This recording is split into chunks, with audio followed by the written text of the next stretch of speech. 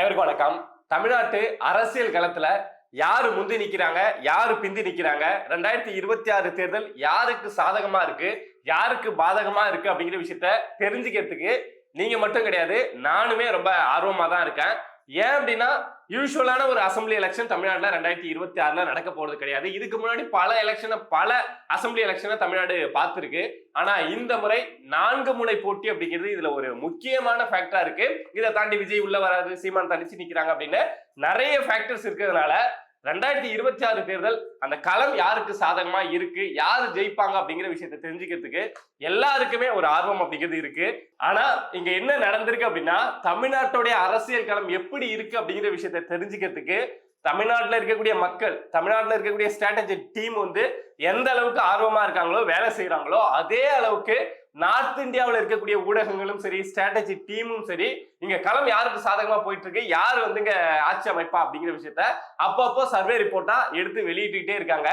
தமிழ்நாட்டு மேல ஏன் உங்களுக்கு அவ்வளவு ஆர்வம் அப்படின்னு தெரியல. ஒருவேளை இந்த திமுக இந்த சனாதனம் குறித்து உதயநிதி பேசுறது, சோ இதெல்லாம் கேட்டு இங்க திமுக ஆட்சிக்கு வந்துடக்கூடாது அப்படிங்கிற எண்ணம் நார்த் இந்தியாவில் இருக்கக்கூடிய அங்க இருக்கக்கூடிய வேலை பார்க்கக்கூடிய ஸ்ட்ராட்டஜி டீமுக்கும் வந்துருச்சு நம்ம தெரியல. அப்படி இருக்கக்கூடிய நார்த் இந்தியாவை சேர்ந்த ஒரு political strategy opinion and rating company சொல்லப்படக்கூடிய ஒரு ஸ்ட்ராட்டஜி டீம் வந்து தமிழ்நாட்டுல இப்போ களம் யாருக்கு ஆதரவா இருக்கு, மக்கள் என்ன மனநிலையில இருக்காங்க அப்படின்னு சொல்லிட்டு ஒரு சர்வே ரிப்போர்ட் அப்படிங்கிறத வெளியிட்டிருக்காங்க. இதுல ஃபர்ஸ்ட் விஷயம் நான் சொல்ல வேண்டியது என்ன அப்படின்னா, 2021 இதே மாதிரி ஒரு ரிப்போர்ட் அப்படிங்கிறது வெளியாச்சு.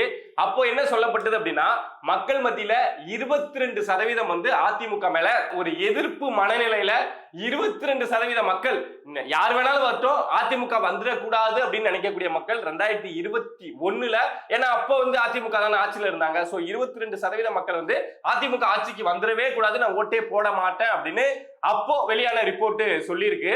சோ அதே மாதிரி இப்போ ஒரு 5 வருஷமா திமுக இருந்திருக்காங்கல்ல, சோ அது சம்பந்தமா இப்போ இந்த ரிப்போர்ட் என்ன சொல்லுது அப்படின்னா, 44% மக்கள் வந்து இங்க யார் வேணாலும் ஆட்சிக்கு வரட்டும், என்ன வேணாலும் நடக்கட்டும், எனக்கு பிரச்சனையே கிடையாது, விஜய் வரட்டும், சீமான் வரட்டும், அதிமுக வரட்டும், எனக்கு பிரச்சனையே கிடையாது, திமுக மட்டும் ஆட்சிக்கு வந்துடவே கூடாது அப்படின்னு நினைக்கக்கூடிய 44% மக்கள் வந்து தமிழ்நாட்டுல இருக்காங்க அப்படின்னு சொல்லிட்டு இந்த ரிப்போர்ட் சொல்லுது.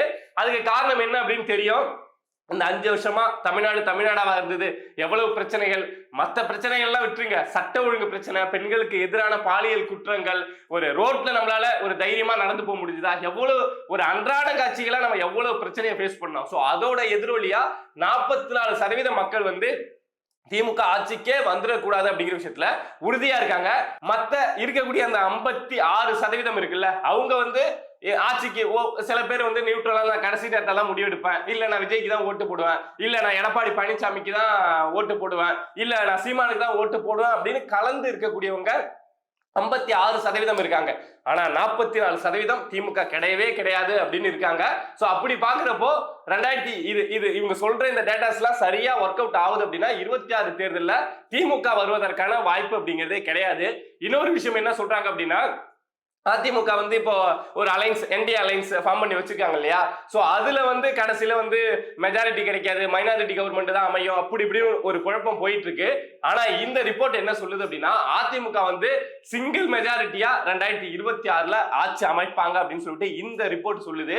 இது போக எல்லாருக்குமே ஒரு எதிர்பார்ப்பு இருக்கும், விஜயை பத்தி இந்த ரிப்போர்ட் என்னப்பா சொல்லுது, விஜய் வந்து எத்தனை சதவீதம் ஓட்டு வாங்குவாரு, ஒரு கிங் மேக்கரா இருப்பாரா இல்ல கிங்காவே மாறுவாரா அப்படிங்கிற கேள்விலாம் எல்லாருக்குமே இருக்கும். இந்த ரிப்போர்ட் என்ன சொல்லுது அப்படின்னா, விஜய் வந்து விஜய்க்கு போடுற ஓட்டு வந்து விஜய் எனக்கு பிடிக்கும் அப்படின்னு போடுறாங்கல்ல, அந்த ஓட்டு வந்து இன்டைரக்டா திமுகவை ஆட்சிக்கு கொண்டு வர்றதுக்கு உதவும் அப்படின்னு சொல்லிட்டு இந்த ரிப்போர்ட் வந்து சொல்றாங்க. அது எந்த அடிப்படையில சொல்றாங்க அப்படின்னு தெரியல. ஆனா விஜய்க்கு போடக்கூடிய ஓட்டு வந்து இன்டைரக்டா திமுக ஆட்சிக்கு கொண்டு வர உதவும் அப்படின்னு சொல்றாங்க. பட் அந்த விஷயத்துல எனக்கு வந்து உடன்பாடு கிடையாது. ஏன் அப்படின்னா, விஜய் வந்து இங்க அதிமுக ஓட்டை மட்டும்தான் உடைக்கிறாரு அப்படின்னு சொல்லிட்டு மென்டலா நம்மள சைக்காலஜிக்கலா நம்ப வச்சுட்டு இருக்காங்க. பட் உண்மை அது கிடையாது. திமுகவுடைய ஓட்டை திமுக இப்ப பயந்து போய் கிடக்கிறதுக்கு முக்கிய காரணமே திமுகவுடைய அந்த மைனாரிட்டி ஓட்டு, அந்த ஷெட்யூல்டு காஸ்ட் பீப்புள், அந்த விசிகா நண்பர்கள் இருக்காங்க இல்லையா, அவங்க ஓட்டெல்லாம் பெரிய அளவுக்கு விஜய் வந்து உடைச்சு எடுக்கிறாரு. அதுதான் உண்மை. ஆனா இந்த ரிப்போர்ட் என்ன சொல்லியிருக்கு அப்படின்னா, விஜய்க்கு போடுற ஓட்டு அது திமுகவுக்கு போடுற ஓட்டு மாதிரி போய் முடியும் அப்படின்னு சொல்லியிருக்காங்க. அது எந்த அடிப்படையில சொன்னாங்க, எதை பேஸ் பண்ணி சொன்னாங்க அப்படிங்கிற விஷயம் நமக்கு போக போக அடுத்தடுத்த டீம் வெளியிடுவாங்க இல்லையா. இப்போ ஒரு டீம் வந்து இந்த மாதிரி சர்வே ரிப்போர்ட் வெளியிட்டிருக்காங்க அப்படின்னா அடுத்து ஒரு டீம் வெளியிடுவாங்க. அதையும் இதையும் நம்ம ஒப்பிட்டு பாக்குறப்போ என்ன நடந்துட்டு இருக்கு, களம் வந்து எதை மாதிரியான மனநிலையில மக்கள் இருக்காங்க அப்படிங்கிற விஷயத்த ரொம்ப ஈஸியா நம்மளால புரிஞ்சிக்க முடியும். அதே மாதிரி இன்னொரு விஷயம் இந்த ரிப்போர்ட் என்ன பண்ணிருக்கு அப்படின்னா, வழக்கமா வந்து நம்ம தமிழ்நாட்டு ஊடகங்கள் தான் வந்து மற்றவையில வந்து நாம் தமிழரை கொண்டு போய் சேர்ப்பாங்க. 8% வாங்கின ஒரு கட்சியை வந்து மற்றவையில கொண்டு போய் சேர்ப்பாங்க.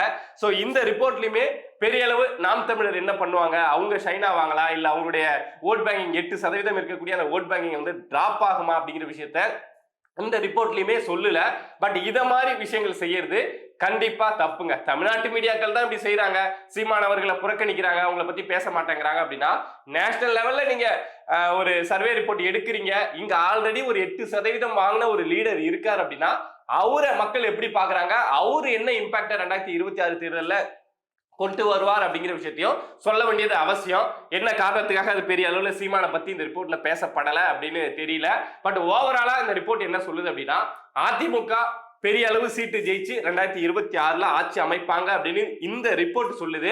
அதே மாதிரி திமுக அதுல பாதாளத்துக்கு போவாங்க. ஏன்னா 44% மக்கள் 2021 அதிமுக மேல 22% இருந்தாங்க. அது டபுளா மாறி இருக்கு. சோ 44% மக்கள் வந்து திமுக வந்துடவே கூடாதுன்னு நினைக்கிறாங்க.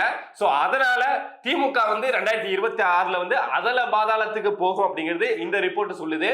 அதே மாதிரி விஜய்க்கு போடக்கூடிய ஓட்டு, விஜய் வாங்கக்கூடிய ஓட்டு வந்து திமுகவை பூஸ்ட் பண்ற மாதிரி இருக்கும் அப்படின்னு இந்த ரிப்போர்ட் சொல்லுது. சீமானை பத்தி இந்த ரிப்போர்ட் வந்து பெருசா பேசல.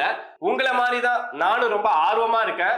ஏன்னா ஒரு மாறுபட்ட களம் வந்து 2026 எத்தனை வருஷம் கழிச்சு, சுதந்திரத்துக்கு அப்புறம் இவ்வளவு வருஷம் கழிச்சு ஒரு மாறுபட்ட களம். ஃபர்ஸ்ட் காங்கிரஸ் இருந்தது, திமுக அப்படிங்கிற 2 இருந்தது. அதுக்கப்புறம் காங்கிரஸ் காணா போயிட்டு திமுக அதிமுக அப்படிங்கிறது ஒரு 50 வருஷமா பேட்டில் அப்படிங்கிறது நடந்துட்டே இருந்தது.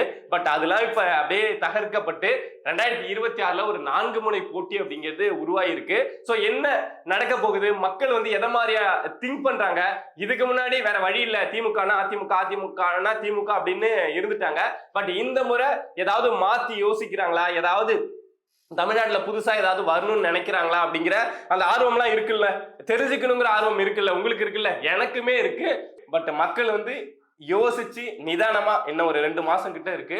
சோ என்ன முடிவுகளை எடுக்கிறாங்க, அதுக்கு முன்னாடி இங்க வந்து என்னென்ன வித்தைகள் எல்லாம் நம்ம கட்சிகள்லாம் வந்து காமிக்கிறாங்க ஓட்டை வாங்கறதுக்கு அப்படிங்கிற விஷயத்தெல்லாம் பொறுத்திருந்து அப்படியே ஒன் பை ஒன்னா பார்ப்போம். இதை மாதிரி நம்மளை சுத்தி நடக்கக்கூடிய விஷயங்களை நீங்க தெரிஞ்சுக்கணும் அப்படின்னு நினைச்சீங்கன்னா மறக்காம பிரபா டாக்ஸ் சேனலை சப்ஸ்கிரைப் பண்ணி சப்போர்ட் பண்ணுங்க.